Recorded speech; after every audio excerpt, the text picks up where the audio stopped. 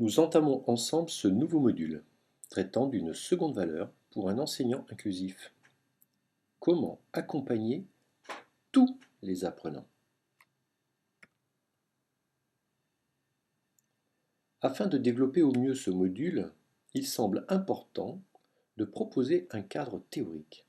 Le concept d'inclusion, d'école inclusive, montrant un changement radical de paradigme, fait émerger la nécessité d'un appui théorique autour d'un cadre également innovant, issu à la fois de la phénoménologie de Merleau-Ponty, des sciences cognitives et de l'approche écologique. La théorie de l'énaction, présentée et développée par Francisco Varela, nous donne quelques clés explicatives de l'interaction du sujet, ici pour nous l'élève, avec son environnement. Quelques citations vous montreront cette étroite relation que chaque personne entretient avec l'environnement physique ou humain dans lequel il interagit. Je vous laisse lire ces citations.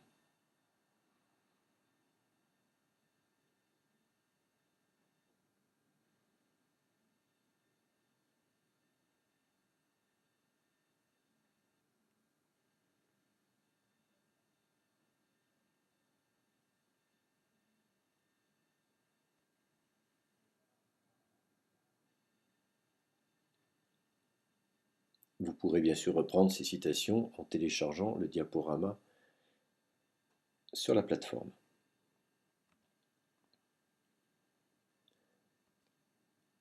L'enracinement de toute activité cognitive et sensorimotrice avec l'environnement est essentiel à comprendre.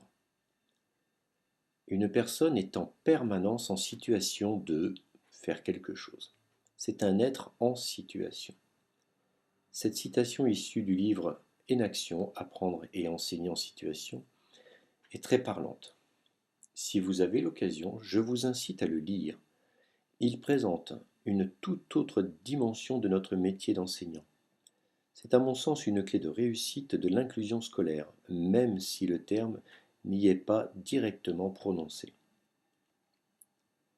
Construction des connaissances et action sont intimement liées.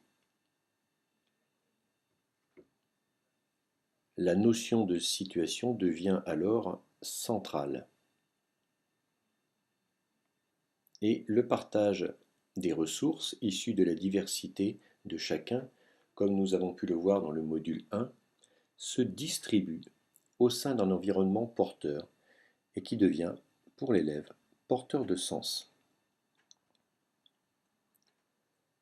Ainsi, dans le cadre de ce module sur l'accompagnement, nous verrons les leviers sur lesquels agir pour permettre l'émergence d'un environnement porteur de sens pour les apprenants, incluant chacun selon ses ressources personnelles et particulières.